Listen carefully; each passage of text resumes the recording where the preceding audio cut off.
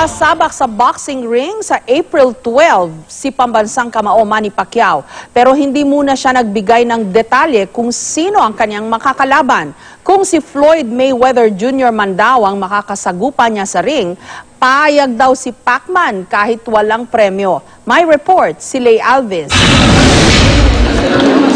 Sinagot ng hamon ni Sarangani Representative Manny Pacquiao ang patutsada ni Floyd Mayweather Jr. na malaki raw ang problema sa buwis ng pambansang kamao kaya gusto siya nitong labanan. Kasi pinapalabas niya na pera lang ang habol ko para matuloy yung fight. Sabi ko, ang sa akin naman is gusto ng mga fans ng boxing na matuloy yung laban namin para mag-enjoy naman sila. No? Yan ang hinihintay ng mga fans na laban na panood. Ang sa akin, maglaban kami for charity. Wala kami tatanggapin na premyo kundi yung magiging yung kikitain namin dalawa is i-donate namin sa foundation at makakatulong pa kami sa tao. Pumayag na nga raw si Pacquiao sa mga kondisyon dati ni Mayweather tungkol sa purse sharing at random drug tests. Binigyan na rin daw siya ng kanyang promoter na si Bob Arum ng layong makipagnegosasyon sa kampo ni Mayweather na nasa ilalim naman ng Golden Boy Promotions ni Oscar De La Hoya. Willing ako lumaban sa kanya. Ang problema lang napakaraming dahilan niya. So hindi ako galit sa kanya, kumbaga ayaw ko namang magtanim ng galit sa kapwa.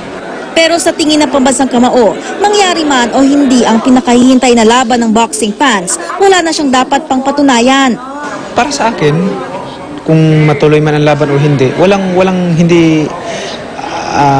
walang bagabal sa akin sa puso ko dahil yung na-accomplish natin sa boxing is ano na tayo, kumbaga masayang-masaya na ako, no? Ang atin lang is yung kagustuhan ng mga fans na makita yung fight naming dalawa. Samantala, tuloy na ang laban ni Pacquiao sa April 12. April 12 ang date. Yan yung April 12 sigurado na yan, pero hindi ko pa pwedeng i-announce kung sinong talagang final opponent on April 12 at saka saang lugar. Siguro bigyan lang kami ng time para i-announce namin yung kalaban at saka yung lugar. Tungkol naman sa usapin ng umunoy problema sa buwis na kinakaharap ngayon ng pambansang kamao, bahala na raw ang kanyang mga abogado na sumagot sa mga issue tungkol dito. Lay Alves, GMA News.